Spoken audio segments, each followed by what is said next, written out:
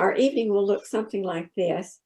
We've had a check-in with the group and talked a bit. I'm glad to do that. Hope you had fun. And I'm going to do a somewhat brief overview. I kept trying to shorten it. We're going to work into small groups, creating an artful response to the work that Zakari lays out here. And we want you to have your blank paper and your dark markers with you. And I see Judy's reaching for hers now, thank goodness. I am. Yeah. Because I just remembered. Yes. So we'll get them on the mural wall with the help of Doug and Larry. And then after that, Dawn is going to lead us in some reflections on what we create in our group, and some focuses on some implications for the future. So looking at your bullet points, I'm sort of going to walk through some of that, but I first wanted to just have you to look. Jim's going to put up a picture, I think, or it's on the, anyway, you all got a picture. Yes. Of the La Catrina. There she is. Okay. And Zakari talked about that she is a symbol widely used in Mexican Day of the Dead celebrations and was recently popularized in the movie Coco, which if you haven't seen, you do want to see. And be sure to have your grandchildren see it. They talk about it as being a realistic look at death as part of life. And death is the great equalizer. The poor and the rich, all are going to die. And what I read about this is, his last name is Posado, I believe, yeah. Posado talked about it as the elaborate costume was meant to be a mockery of indigenous people trying to ignore their roots and their customs. And becoming more like the colonizers. And then he ends after a bit saying that like death and taxes, inequality may always be with us. And I found that a bit hopeful because I found his title, that inequality is going to get worse, rather grim. So I liked his, it may always be with us. Yeah. But maybe that's the reality we need to focus on to give us impetus in moving toward creating a new normal. Because this chapter is certainly full of realism. I didn't bother to check any of the facts, but it certainly hit me as well documented. So in his intro, he talks about how we measure inequality, and it gives lots of different results, and the different methods give different results. There are many facts, ups and downs, global equality decline, then it's up, and then it's, just something. But what caught my attention, although global inequality has recently declined, but the sharpest rise is in some of the developing countries. He mentioned China and the US and other developing places since but the US has seen the sharpest rise in inequality since 1928. I found that a pretty grim factor. But Obama talked about it as the defining challenge of our time. And yet in the rest of the world, he was pointing out, there was progress.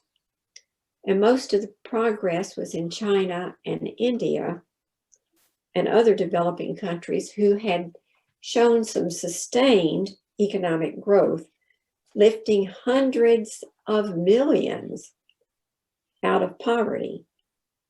And Zakari had gone back to India and had seen the change in the larger houses and makeshift toilets and motorcycles and bicycles. But another really positive thing he points to in the intro is that child mortality dropped 59%. And I'm assuming that's worldwide, and the Millennium Development Goals had been met. The ones of reducing poverty had been met within 5 years. Then we move into section 1, and he talks about, in spite of all that progress, the COVID, the great unequalizer, could erase all of those gains, and we're moving into something else. And I'm going to speed through this because we've all seen on TV those staggering facts about how one country was less affected, maybe through climate or heat could have killed the virus, or stronger immune systems. But where it was worse had to do with crowded situations and sanitation. And then, of course, we know in our country, the crowded nursing homes. And anyway, he talks about, what about the shutdowns, and was it worth it? And points to the economic collapses that happened because of that, because of the shutdowns, and also places in countries that relied on tourism.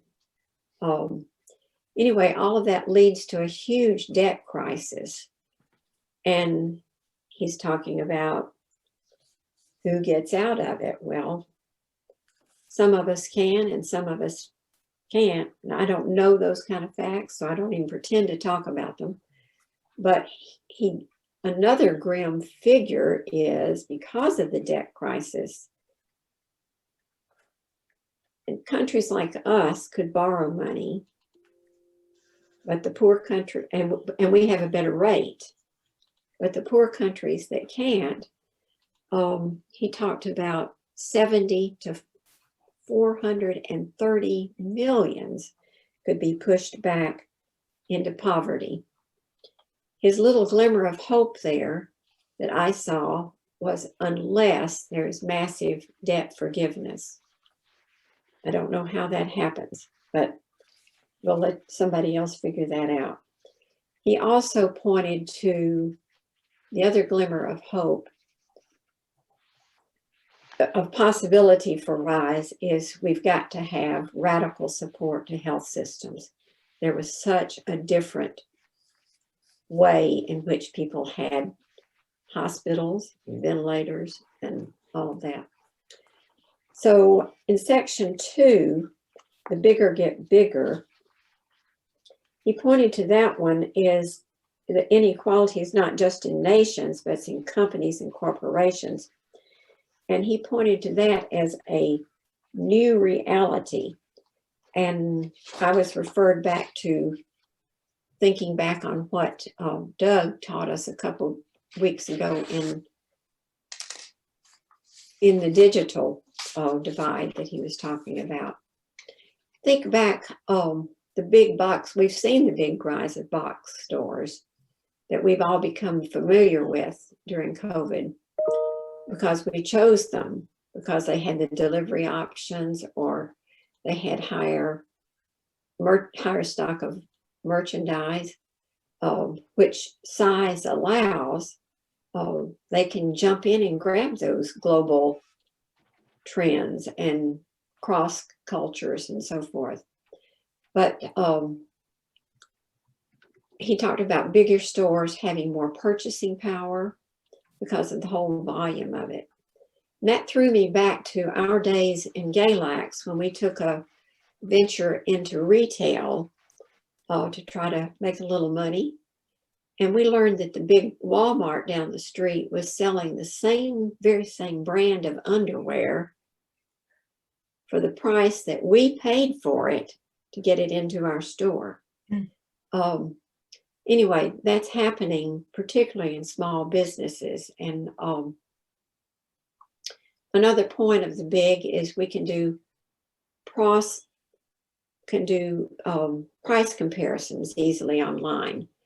And therefore, we end up shopping in those stores rather than going back to our little local ones. Then you add to that the Federal Reserve and stock market benefits, and even the CARES Act, which was supposed to help the small business, went disproportionately to the better connected places. We saw that so clearly in our little town, where a Black barbershop, which has been a vital part of this community on Main Street for years, had no idea how to get a hold of that data before it was just snapped up like that. I keep talking too much. Let me hurry quickly. The two Americas, I'm going to hit on just a couple things. The wealth versus the income. Generational wealth handed down. We've got equity in homes. We've got equity in stocks. Compare that to the day-to-day survival, paycheck to paycheck salaries. And those gross facts about America, 10% owning 70% of the total wealth. And several, well, I don't have time now, but I'm sure they hit you as well as they hit me. He says it must be a better way. And he points to massive retraining like the GI Bill and expanding the earned income tax. Costly reforms, but he tells us that without them, we've got a possibility of revolution. Section 4, that was his shortest chapter, Money and Morality. And he points out that a democratic society, we want significant values of life to be more equal, but it's thwarted by the monetized world that we live in, where prices on goods and services, and how when you can buy political favors, it becomes a corrupting factor.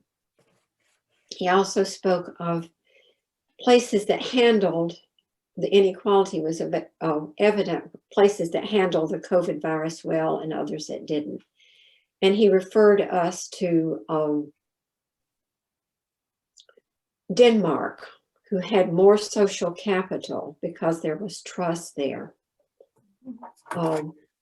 He pointed to another hopeful glimmer that he gave us was that like Denmark, in places where there was greater trust, there was ways to work with shared purpose and for the common good.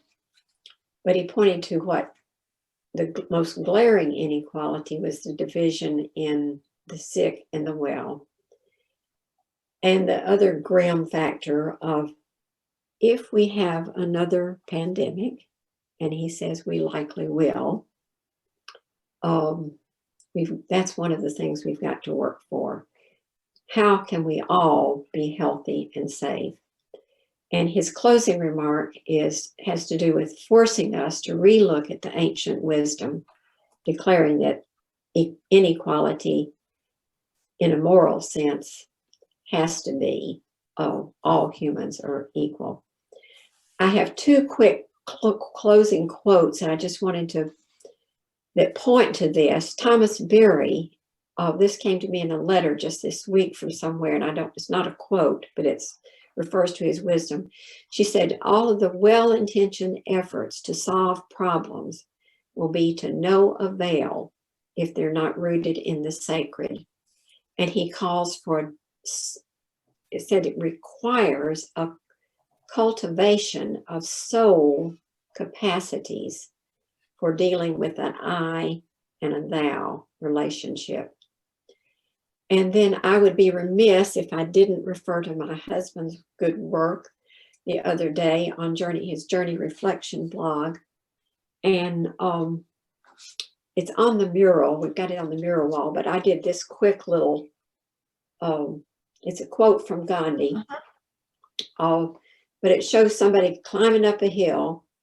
Let me see if I can get it in there. And another hand reaching down to help. And the quote is, the best way to find yourself is to lose yourself in service to others. So I'm going to pull a curtain on that so we can stick to our timeline and get you to the small groups.